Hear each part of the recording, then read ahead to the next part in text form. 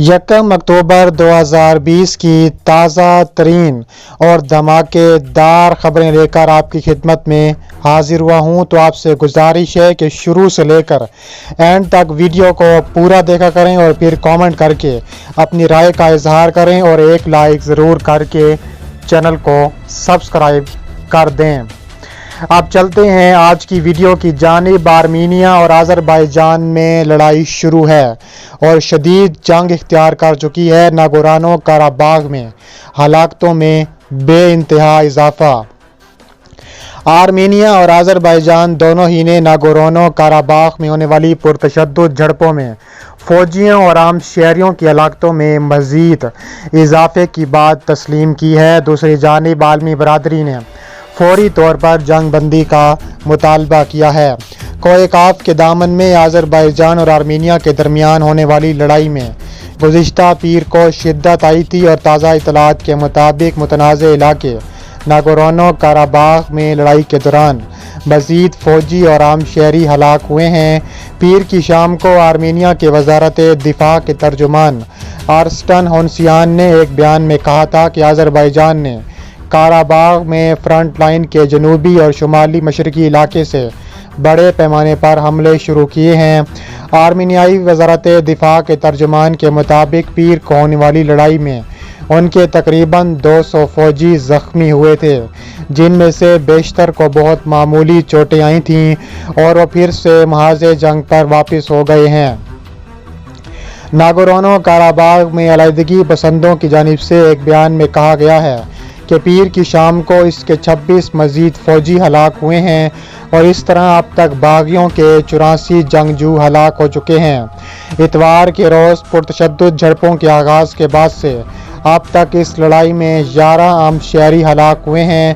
ان میں سے 9 کا تعلق آذربائیجان سے تھا جبکہ اور 2 آرمینیائی شہری تھے۔ خطے میں پہلے ہی سے اشروں سے رسا کشی جاری تھی اور ماہرین کے مطابق تشدد کے ان تازہ واقعات سے ایک بار پھر سے علاقے میں جنگ کے بادل منڈلانے لگے ہیں۔ خبر رساں ادارے AFP نے بعض خبرکاروں کے حوالے سے خبر دی ہے کہ اس مسئلے پر منگل 29 سپتمبر کو ہی ہنگامی اجلاس کی توقع ہے۔ یہ میٹنگ جرمنی اور فرانس نے طلب کی ہے جو بند کمرے میں ہوگی۔ اقوام متحدہ کے سیکرٹری جنرل انتونیو گوتریس نے دونوں ملکوں کے رہنماؤں سے پہلے ہی بات کی ہے اور فریقین سے فوری طور پر جنگ بندی کا مطالبہ کیا ہے۔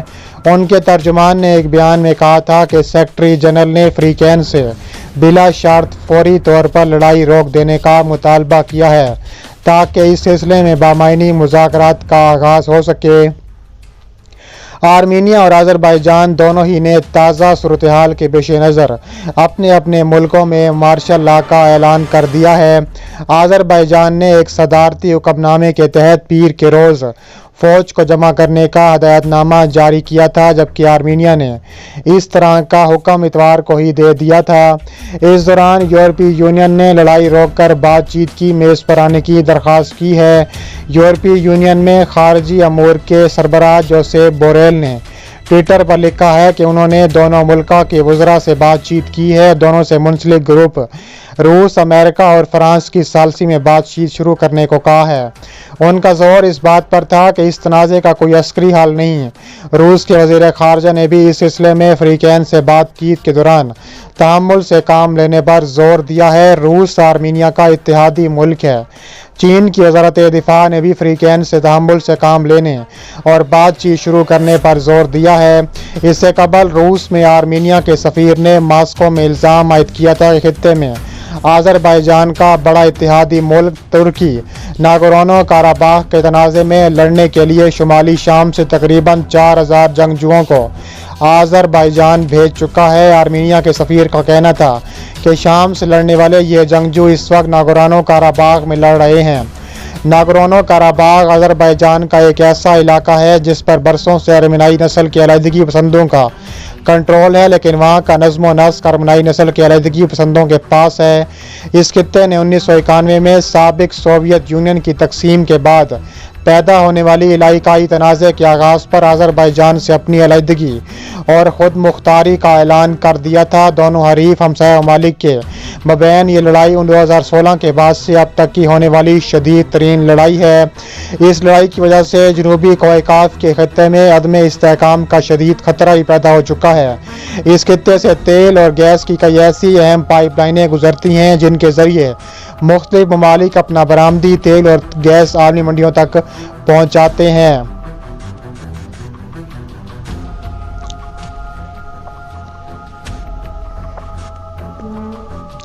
ڈونلڈ ٹرمپ کے صدر بننے کے بعد اکثر ممالک میں کیا تبدیلی آئے گی؟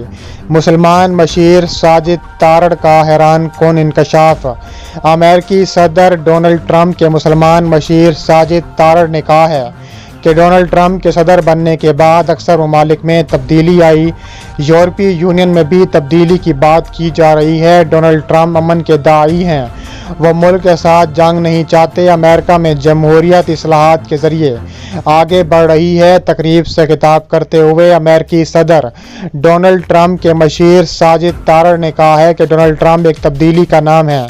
انہوں نے دنیا کی سوچ تبدیل کی۔ ان کے صدر منتخب ہونے کے بعد پاکستان، انڈیا سمیت مشرق وسطیٰ اور یورپ کے کئی ممالک میں تبدیلیاں آئیں۔ ساجد تارڑ نے کہا ہے کہ ڈونلڈ ٹرمپ امن کی راہ پر گامزن ہیں۔ ان کا کسی بھی ملک کے ساتھ جنگ چھیڑنے کا کوئی ارادہ نہیں ہے۔ انہوں نے جنوبی کوریا تبدیل کیا۔ وہ ایران کے ساتھ براہ راست بات کرنا چاہتے تھے۔ براک حسین اوباما نے بھی کبھی ایران سے بات کرنے کی کوشش نہیں کی۔ انہوں نے کہا ہے کہ ڈونلڈ ٹرمپ کی موجودگی میں امریکہ میں جمہوریت اصلاحات کے ذریعے آگے بڑھ رہی ہیں۔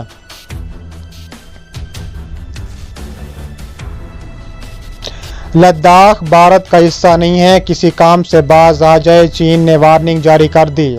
چین نے ایک بار پھر بھارت کو انتباہی انداز میں کہا ہے کہ لداخ اس کا حصہ نہیں ہے، اس لیے بھارت وہاں عسکری تعمیرات سے باز رہے۔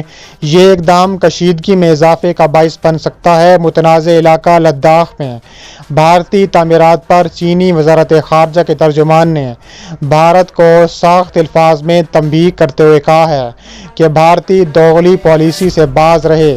بھارت عسکری تعمیرات کے ذریعے اپنی پوزیشن مضبوط کرنا چاہتا ہے، جبکہ حالیہ مذاکرات میں طے پایا تھا کہ دونوں فریق سرحد پر ایسے کسی بھی اقدام سے گریز کریں جو کشیدگی بڑھانے کا باعث ہو۔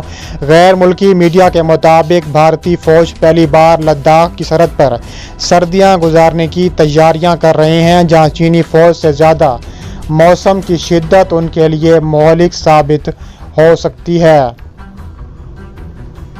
جب تک یہ دو شرائط پوری نہیں ہوں گی تب تک پاکستان اسرائیل کو تسلیم نہیں کرے گا۔ دو ٹوک پیغام۔ اقوام متحدہ میں پاکستان کی سابق مستقل مندوب ڈاکٹر ملیحہ لودھی نے کہا ہے کہ امن اور دو ریاستی حل کے بغیر پاکستان اسرائیل کو تسلیم نہیں کرے گا، اور یہ دو ٹوک پیغام ہے۔ ان خیالات کا اظہار انہوں نے عالمی کانفرنس برائے امن سے خطاب کرتے ہوئے کیا ہے۔ ملیحہ لودھی کا کہنا تھا کہ وزیر اعظم پاکستان عمران خان نے اقوام متحدہ میں پالیسی واضح کر دی ہے۔ اس موقع پر سینیٹر شاہد سید نے خطاب کرتے ہوئے کہا ہے کہ فلسطینیوں کے حقوق کا تحفظ کرنے کی بجائے اسرائیل کو تسلیم کرنا فلسطینیوں کے ساتھ دھوکہ ہے۔ روٹری کلب کے زیر اہتمام کانفرنس میں بھارتی سیاستدان مانی شنکر، جبکہ پاکستان سے سینیٹر مشاہد حسین سید اور سینیٹر جاوید جبار نے پاک بھارت تعلقات پر روشنی ڈالی۔ تمام اختلافات کے باوجود شرکاء نے دونوں ممالک کے مابین بلا تعطل مذاکرات پر زور دیا۔ عالمی کانفرنس میں بذریعہ انٹرنیٹ دنیا بھر سے سینکڑوں پیس ایکٹیویسٹ، محقق، صحافیوں اور ادیبوں نے شرکت کی ہے۔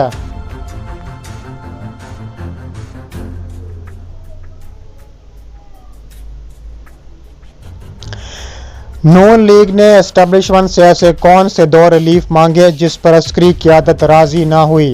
عمران خان نے صاف انکار کر دیا۔ سابق حکمران جماعت نون لیگ کی طرف سے اسٹیبلشمنٹ سے دو طرح کے ریلیف مانگے جا رہے تھے جو پیکج یہ لینا چاہتے تھے کہ اس پر army chief general Qamar Javed Bajwa اور D G I S I general Faiz Hameed دونوں ہی راضی نہ ہوئے۔ वज़ीर आज़म इमरान खान की तरफ से भी इनकार कर दिया गया। इन ख्यालात का इज़हार सहाफ़ी व तज़किया निगार साबिर शाकिर ने किया है। तफसीलात के मुताबिक अपने यूट्यूब चैनल पर उन्होंने कहा है कि मुस्लिम लीग नून की तरफ से जो 2 रिलीफ मांगे गए हैं उनमें से एक ये है कि किसी भी तरह पार्लियामेंट से तरमीम करवा दें जब तक सुप्रीम कोर्ट से फाइनल अपील खारिज ना हो जाए और फैसला मुलजिम के खिलाफ ना आ जाए तब तक किसी को भी नाअहल नहीं किया जाएगा। ये रिलीफ बुनियादी तौर पर मरियम नवाज और साबिक वज़ीर आज़म नवाज शरीफ के लिए मांगा गया, जिस पर अवलीन तरजीह मरियम नवाज थी क्योंकि उन्हें एहतसाब अदालत से सज़ा हुई जिसके बाद हाई कोर्ट ने उन्हें ज़मानत पर रिहा किया। इसलिए चाहते हैं कि जब तक सुप्रीम कोर्ट से सज़ा ना हो जाए तो किसी को भी डिसक्वालीफाई ना किया जाए ताकि इस तरह से मरियम नवाज की डिसक्वालिफिकेशन को ख़त्म करवाया जा सके और वह सियासत में पूरी तरह से हिस्सा ले सकें। उन्होंने मजीद बताया कि दूसरा रिलीफ साबिक वज़ीर आला पंजाब और साबिक कौमी असम्बली में अपोजिशन लीडर शहबाज शरीफ के लिए मांगा जा रहा था। वो ये था कि जब तक हतमी सज़ा ना हो जाए तब तक गिरफ्तारी अमल में ना लाई जाए, जिसका मकसद शहबाज शरीफ की गुज़िश्ता रोज़ होने वाली गिरफ्तारी को रोकना था।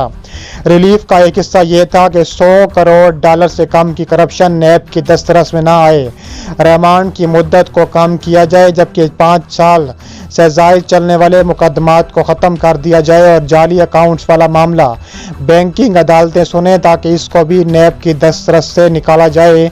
इस रिलीफ का बुनियादी फ़ायदा शरीफ ख़ानदान और ज़रदारी फैमिली को होना था क्योंकि मामलात तय ना हो सके।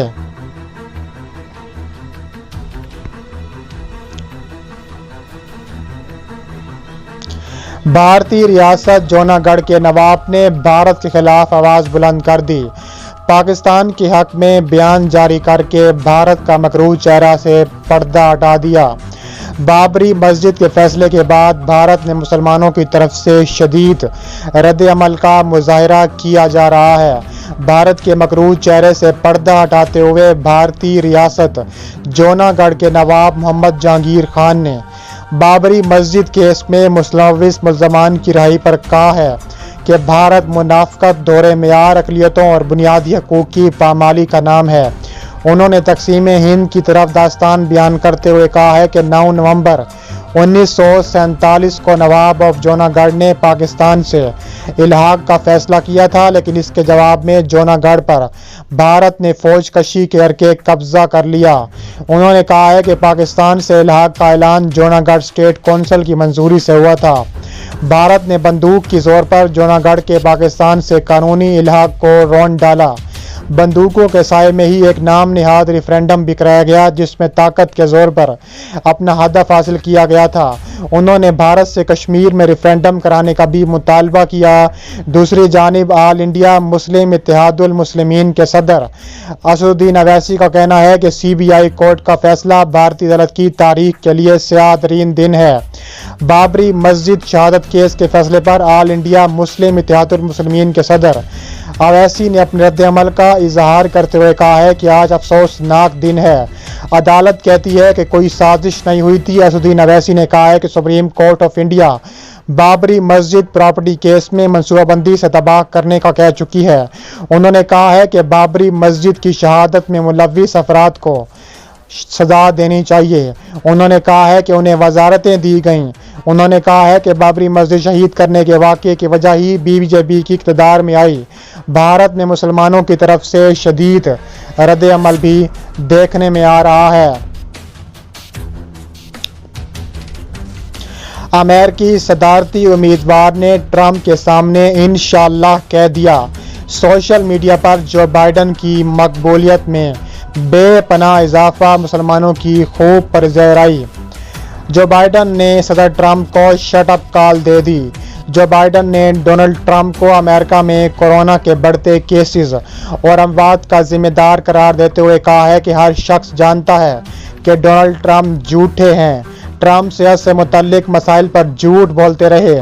امریکی صدارتی انتخابات کے لیے مباحثے کے دوران صدارتی امیدوار جو بائیڈن نے امریکی صدر ڈونلڈ ٹرمپ کے ٹیکس ریٹرن کے حوالے سے بیان پر انشاءاللہ کہہ کر امریکی مسلمانوں کو حیران کر دیا۔ ڈونلڈ ٹرمپ نے کہا ہے کہ وہ اپنے ٹیکس ریٹرن کے حوالے سے بہت جلد معلومات عام کریں گے۔ اس پر جو بائیڈن نے طنزیہ مسکراہٹ کے ساتھ انشاءاللہ کہا۔ ان کے اس انداز کو سوشل میڈیا پر مقبولیت ملی اور مسلمان امریکیوں نے خوب پذیرائی بھی حاصل ہوئی ہے۔